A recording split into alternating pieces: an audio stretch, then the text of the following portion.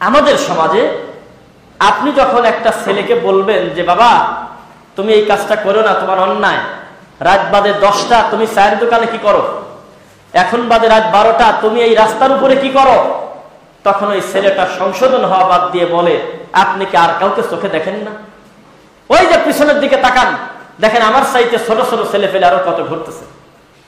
হুজুর আপনার এই কর্মটা তো ঠিক হচ্ছে না, এটা বিদআত। তখন তিনি বলে আপনারা কি আমাকে ছাড়া চোখে দেখেন না?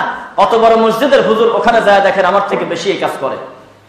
ইসলামী শরীয়তে এমন কোনো কথা নাই উনি করলে আমি করতে পারবো না কেন, উনি যেহেতু করেছে তাহলে এটা ঠিক, এরকম কোনো কথা কোরআন সুন্নাহয় নাই। রাসূল যেহেতু করেছে তাই ঠিক, তিনি যেহেতু করে নাই তাই সেটা বাতিল। মনে থাকবে কথা, আমার রাসূল করেছে জন্য আমি করব, তিনি করে নাই জন্য আমি বাদ দিয়ে দেব। ডক্টর খন্দকার আব্দুল্লাহ জাহাঙ্গীর রাহিমাহুল্লাহ বলতেন যে রাসূলের আদেশগত সুন্নাহ আমরা কম বেশি পালন করি, কিন্তু তার নিষেধগত সুন্নাহ আমরা পালন করি না। উনি খুব কথা বলতেন খুব ডিপলি, মানে তা'মুরুনা বিল মারুফ, এটা আমাদের মানতে হবে, সৎ কাজের আদেশ করতে হবে একজনকে, এটা আমরা মোটামুটি মানি। যে ভাই আপনি সালাত আদায় করেন, সিয়াম পালন করেন, হজ করেন, যাকাত দেন, সৎ আচরণ করেন, মানুষের সাথে উত্তম ব্যবহার করেন, এগুলো আপনার আদেশ না। কিন্তু নিষেধ কি? নিষেধ হলো মানুষকে কষ্ট দিও না, কাউকে গালি দিও না, বিদআত করো না, শিরিক করো না, কুফরি করো না, নবীর উপর অপবাদ দিও না, অনেক নিষেধ আছে। আমাদের সমাজে কম বেশি আদেশ চলে, কিন্তু নিষেধের সুন্নাহ পালন কেউ করে না, খুব কম করে। অথচ আল্লাহর নবীর আদেশ মান্য করা যেমন ফরজ, যেমন জরুরি, তার নিষেধ মান্য করাটাও তেমন জরুরি। তার নিষেধ থেকে ফিরে আসা, তিনি যেগুলোকে বলে সেগুলো করা যাবে না, সেগুলো থেকে ফিরে আসাটাও একজন মানুষের জন্য ওয়াজিব, জরুরি। আল্লাহ সুবহানাহু ওয়া তাআলা বলতেছে তা'মুরুনা বিল মারুফ ওয়া তানহাউনা আনিল মুনকার ওয়া তু'মিনুনা বিল্লাহ কুনতুম খায়রা উম্মাতিন উখরিজাত লিন-নাস। তোমাদের ভিতরে, মানুষের ভিতরে তারা হলো উত্তম যারা সৎ কাজে আদেশ দেয় আর অসৎ কাজে বাধা প্রদান করে। এখানে একটা হাদিস আপনাদেরকে বলি, হাদিসটা এসেছে ইবলিস শয়তানের কাছ থেকে। হাদিসটা কি? মানুষ হলো আশরাফুল মাখলুকাত। এই হাদিসটার রাবি হলো ইবলিস শয়তান। কে বলেছে মানুষ আশরাফুল মাখলুকাত? এই কথা বললেন কিভাবে? সুম্মা রাদাদনাহু আসফালা সাফিলিন, এই মানুষকে আল্লাহ সর্বনিম্ন উল্টা করে ফেরাবে।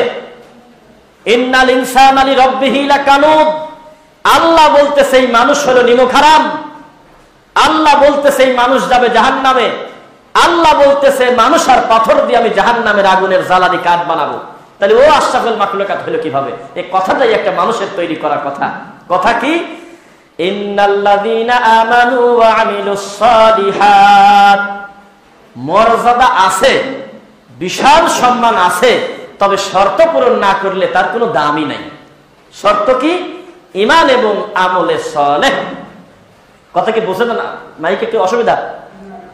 যদি ঈমান আর আমলে সালেহ থাকে তাহলে আপনার দাম আছে, আর যদি না থাকে তা আশরাফুল মাখলুকাত তো বহু দূরের কথা, আপনার চাইতে নিকৃষ্ট কেউ নাই। বুঝা গেল? অথচ আমাদের সমাজে বলেন তো এটাকে হাদিস হিসাবে বলা হয় না? হে আল্লাহ আমাদের তুমি সৃষ্টির সেরা করেছো, আমরা আশরাফুল মাখলুকাত, এই কথা বলে কিনা? এটা বলা যাবে না।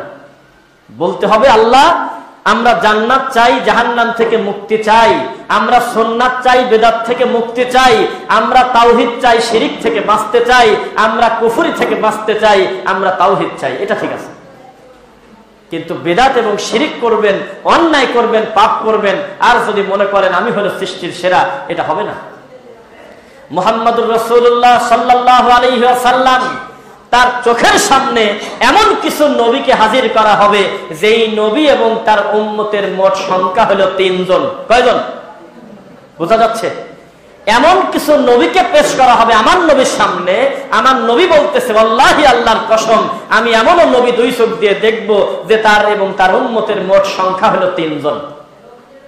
তাহলে আপনি যে বললেন মানুষ আশরাফুল মাখলুকাত, ওই নবীর জামানায় মানুষ কি আর ছিল না? ছিল কিনা?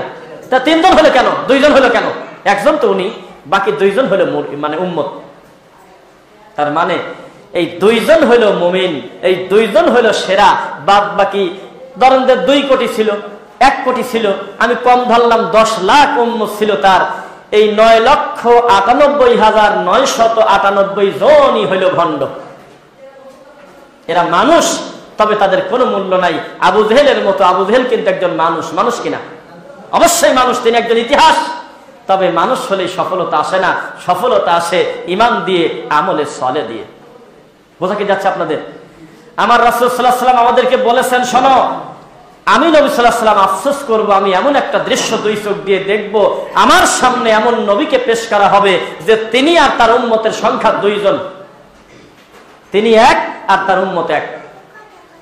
তোমরা জেনে রাখো, এমন একজন উম্মত, এমন একজন নবীকে আমার দেখার ভাগ্য হবে, যেই নবী হেঁটে যাচ্ছে একা অসহায়ের মতো জান্নাতের দিকে, আল্লাহর কল্যাণের দিকে, যে তিনি ছাড়া তার কোনো অনুসারী পৃথিবীতে ছিল না। অথচ তিনি শত শত বছর ধরে দাওয়াত দিয়েছে, আল্লাহু আলাম, কিন্তু কাজ হয়নি। তাহলে মানুষ হলেই কি সফলতা, না ইমানদার হতে হবে? বলেন। মানুষ হলে কোনো সফলতা নাই।